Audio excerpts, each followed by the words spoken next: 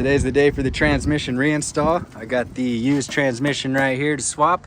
I still have to remove the axles, and then I'm gonna take the torque converter and I'm gonna put it in and twist it on. All right, so I got it all cleaned up and went around and inspected it, made sure everything looked good. All right, time to twist on this torque converter. First thing I'm gonna do is just put a little bit of transmission fluid.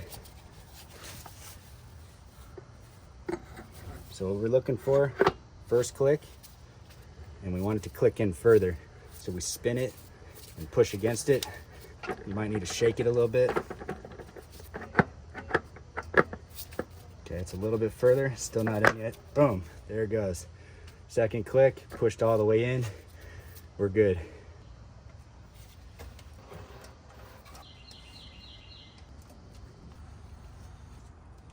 Easier as it goes up.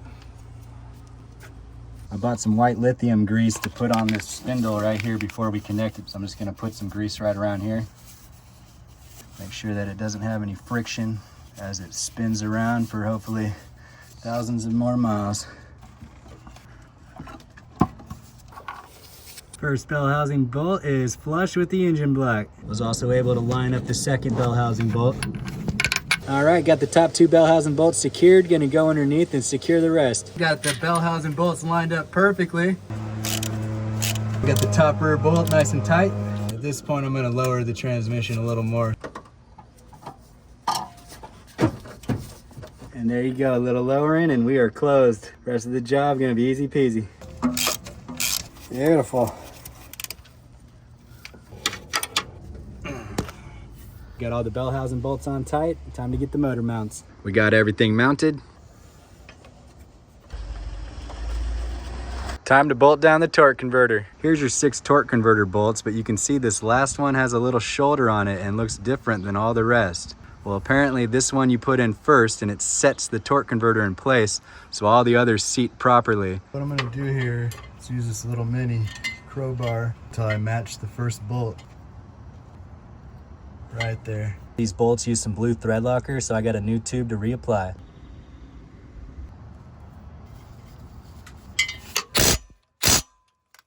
Nice and tight. Now we can go ahead and install the other 5.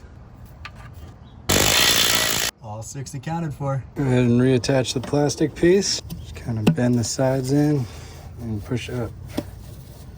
And re-secured. Time to reinstall the CV axles.